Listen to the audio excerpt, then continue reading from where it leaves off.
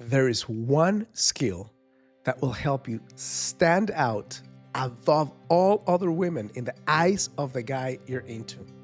And it's your ability to attune to him and meet his authentic needs. Intelligent, emotionally aware men over 40 have different needs than younger men, but as you may have seen, few of them will ever come out and share their hidden list of needs with you. So they'll either feel the connection and pursue you, or sense that something's off and quietly pull away. Now, I don't want you to waste years of trial and error, so today I'm pulling back the curtain and sharing the 7 qualities conscious men quietly seek in a partner.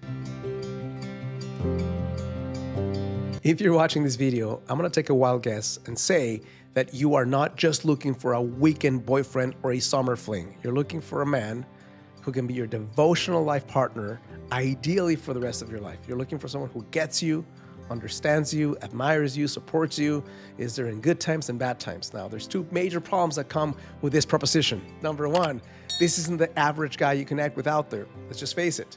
Number 2, when you do come around one of these guys, out of so much information that is contradictory in your mind, you might be either overdoing it or underdoing it, but in some ways not getting to the heart of what he needs to see you as the only option for the partner he's looking for. So I'm not just coming out with these theories based on being a guy trying to help women. I've had the blessing and privilege of working with women for 14 years now, all around the world, and helping them go from being in a situationship or a heartbreaking situation or going through a divorce and finally connecting with a type of man they've never connected with earlier in life and creating a long-lasting relationship that stands the test of time. The first quiet quality men are seeking is a readiness to share emotionally without pushing. So what does that mean? This means that intelligent, conscious men are highly emotional. But many times the dynamic that gets established in a couple, because of many reasons, including your biology, the way you've been socialized, the way you interact with the world, the dynamic that gets established is that the woman talks a lot and the guy doesn't necessarily share a lot. When you connect with someone new, when you're getting to know someone, it's very important, if he's a guy, to do 2 things. Number 1, ask better questions that allow him to share from his heart.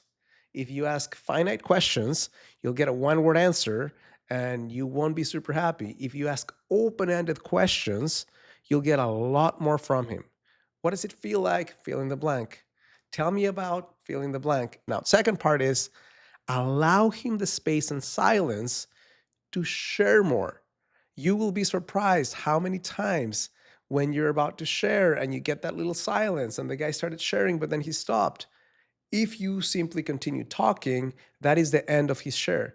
If you take multiple deep breaths and hold a little longer and a little longer and a little longer than you would have thought originally to hold off from speaking, he might come up with something so beautiful, so profound, because you gave him the space to do that. Understanding that men need more space on average than women to share is very helpful when you practice the act of quieting yourself for a moment so that he can share more. Guess what happens when he shares from his heart? He feels you. He connects with you.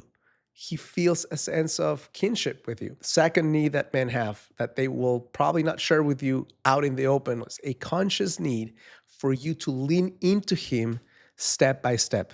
Let me take a step back and share what that means. There are 2 major mistakes I see women making today.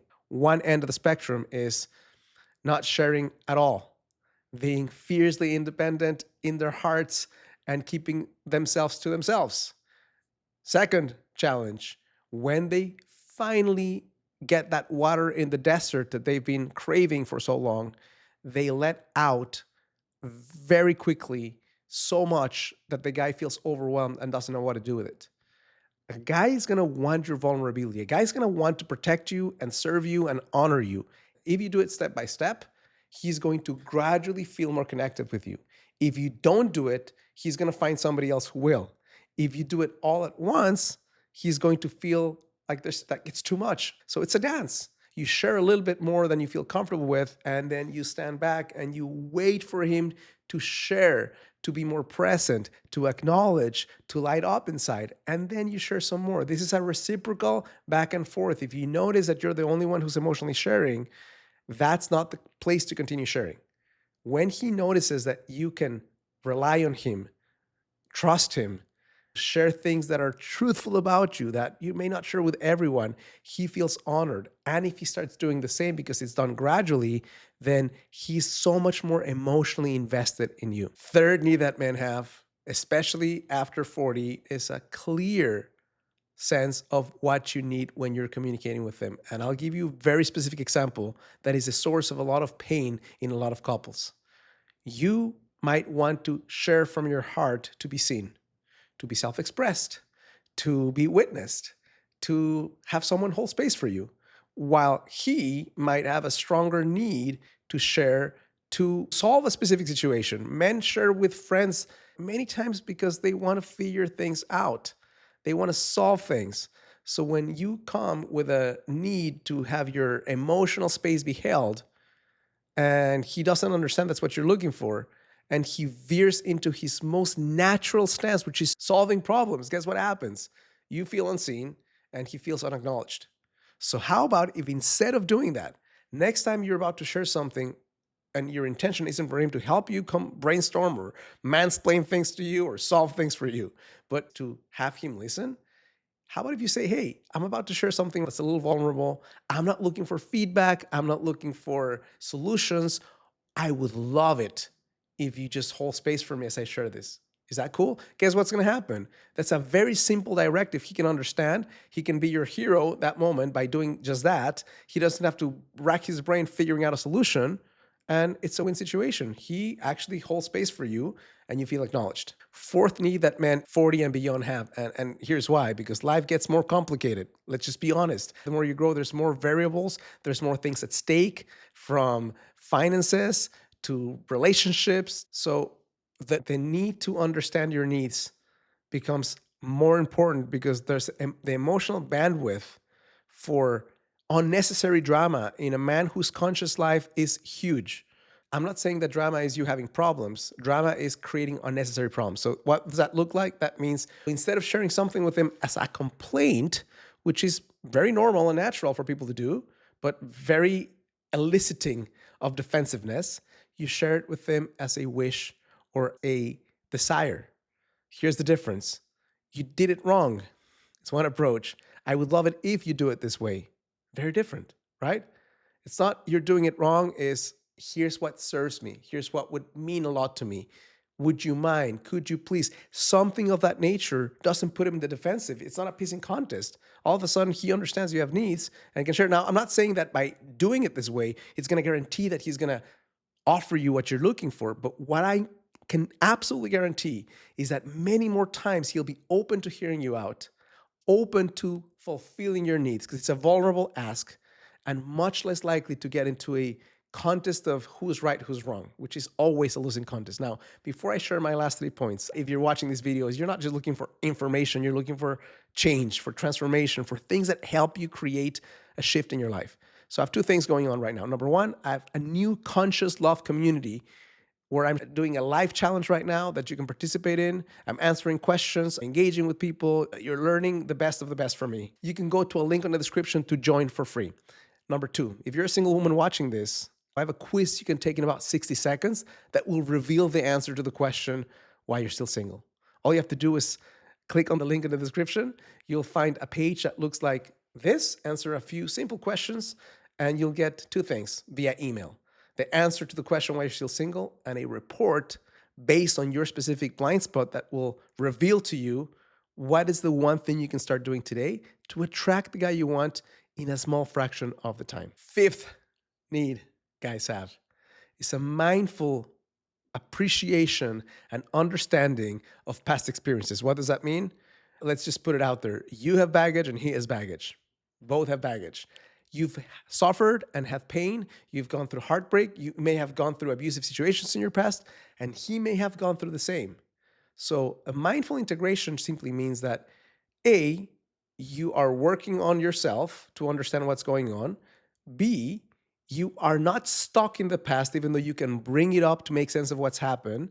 That means that if you're easy on yourself, if you're kind with yourself in terms of what's taken place in the past, if you're looking at things that happen as somewhat of a gift, that's a spiritual opening for you to change, for you to grow, for you to evolve, versus as something that has wronged you and there's bitterness and resentment that's just being carried.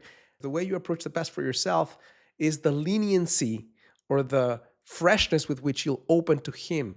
So if you're really mean with yourself, chances are you're going to judge him just the same way. So he's looking for someone who is not shying away from the past, but is not living in the past and is open to creating a new future together that says, I can do more, not despite my past, but because of it. Next, and this is really important for men who have lived a life before they meet you, just like you have lived a life before you met him, is a generous ebb and flow with second state changes. What does that mean? That means that he may have children, you may have children. You have exes, he has exes. You might be going through a challenging situation in your life at some point. Maybe it's a health scare. Maybe it's a changing career. Maybe it's a somewhat of a crisis of identity at times. People go through that in midlife. That's just the way life works.